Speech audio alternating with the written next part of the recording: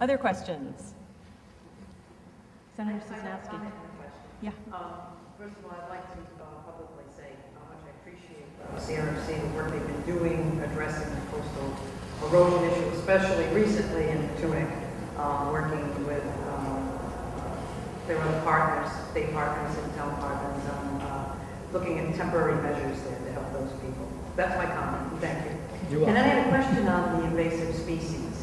You mentioned about the Asian longhorn beetle, and as we all know, this legislation passed a couple of years ago addressing that, giving the authorization to EPM and forestry to hunt. Wondering, has there been sighting, or has there been less sighting of the beetle, or what's the status of that now? Okay. First of all, just let me say that with regard to invasive species, the Rhode Island Natural History Survey is only one of a number of agencies and organizations that are actively working on the problem. CRMC and DEM, several different divisions at DEM are working on that, as well as groups at URI and elsewhere. But it's my understanding that there was one tracking of firewood from the Worcester exclusion zone into Rhode Island that was positive for Asian longhorn beetle, but was eradicated successfully. And so it's my understanding that as of right now, there are no known infestations in Rhode Island of Asian longhorn beetle.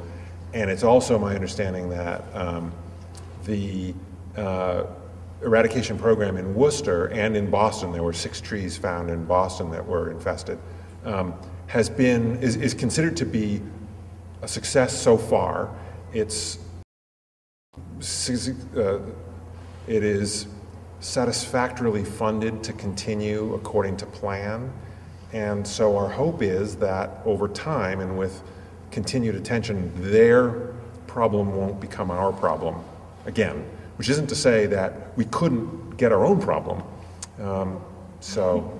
That's why coordinated action and communication is really important. I mean, we know what to do.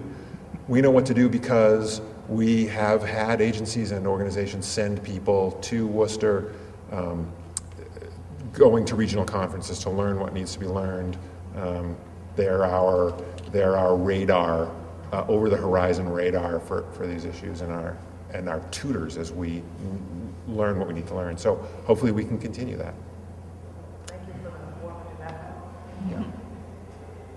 Other questions? Yes. A freshwater question. You mentioned the problem of lawn watering being the challenge with managing our water supply, and we've seen some progress with the town of North Kingstown passing ordinances that would limit the amount of lawn watering. Have you seen progress in other places, either cities and towns or at the state level, that's going to help address that issue? Well, the Water Resources Board is going to be putting out the water use and efficiency rules and regs soon that can be commented on, which limits water use to 65 gallons per capita per day.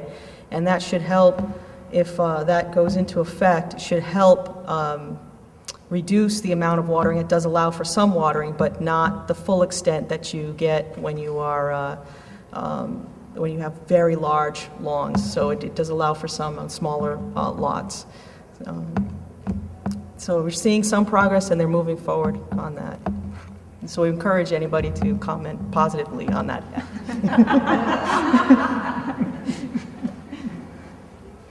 Anything else? Any other questions? Yes. Question on invasive species. It's my understanding that some invasive species have been introduced to ornamental sales. Is this still going on? Is there any? It seems to me that's a low-hanging fruit that we could restrict ornamental sales of invasive species. Right. That's a very good question. Massachusetts and Connecticut, our neighbors, both have regulations on plants that they have deemed to be invasive, and Rhode Island does not regulate invasive plants at this point. It's my opinion that would be a good direction to go in, but I don't think that we would be best served by sort of a stampede in that direction. The nursery industry in Rhode Island is an important economic consideration. Many nursery growers who felt like they were very sensitive to criticism about invasives in the past have educated themselves and have modified their businesses to de-emphasize invasives and are doing the right thing. And so I think a more nuanced approach, I think, is probably called for now than would have been the case 10 or so years ago. So there is definitely scope for regulation and legislation on invasives. It would be smart, and it would probably save us a lot of trouble and aggravation in the long run. But I wouldn't advocate a stampede that way without careful consideration.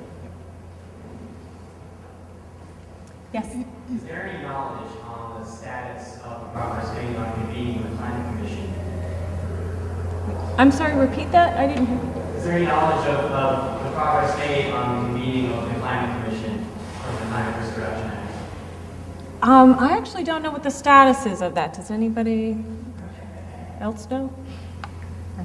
I can tell you that the reporting date has been extended because we haven't made the appointments yet. The leadership hasn't made that.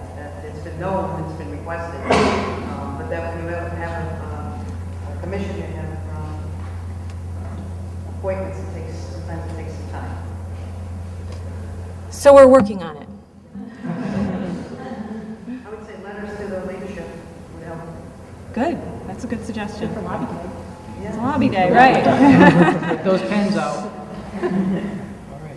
Okay, and other questions? Yes. I have a comment, it's more than a question. I'm here representing USDA, specifically Natural Resources Conservation Service. And I guess the only comment I'd like to make is encourage you to include agriculture in all your assessments. And, I can think of specific instances where the planning that we do and the best management that we work with farmers on a voluntary basis has an effect on every one of these, whether it's nitrogen, phosphorus into the watershed, even E. coli from livestock operations getting into the water, all these various things.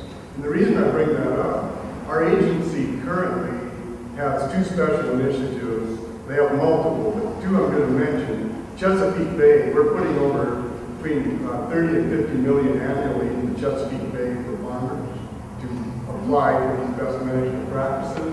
We just implemented last year the Mississippi River Basin Initiative, which is looking at the effect of the dead zone at the outflow, the mouth of the Mississippi River.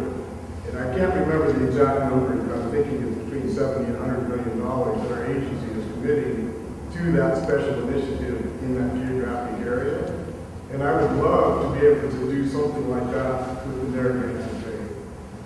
We welcome your money.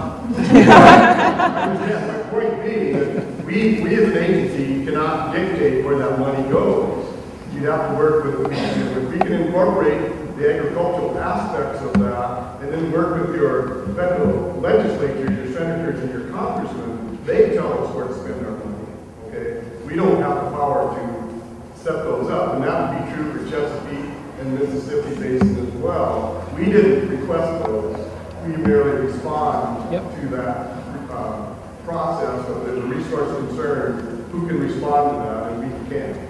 So I'm just encouraging you to reach out to our agency and work with PEM, as we do closely on agricultural issues, and just make sure that that's included with all these assessments, so that when you build, as this thing moves forward, we're including them as one of the players. And I think that would have benefits from the economic and ecological resource basis. Rhode Island is very integrated. It's not like some states where you have farming out over here in urban areas here. Rhode Island is so intermixed. Yeah. No matter what you carry out, if you don't do both of those or simultaneously, you're not always solving them. So I'm just looking forward to encouraging you to, work with, we'll gladly assist you any way we can. And reaching out, let's establish that contact and encourage you to consider agriculture in the whole place. Thank you. That's great. I just wanted to respond to that. NRCS is one of the most important partners for a lot of what we do, and provides money for invasive species management and habitat improvement that are really important.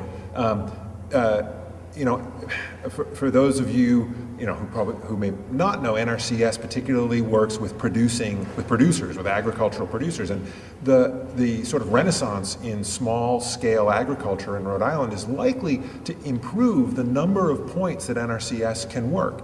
And that's going to be very important going forward. And I hope that events like this, where we talk about the issues faced by the watershed, will make the producers think, I could have a role in that. I better call my NRCS contact and see what they can help me with. So this is part of an integration of NRCS more deeply in what we do, I hope. Yeah, absolutely. That's great. Yeah, absolutely.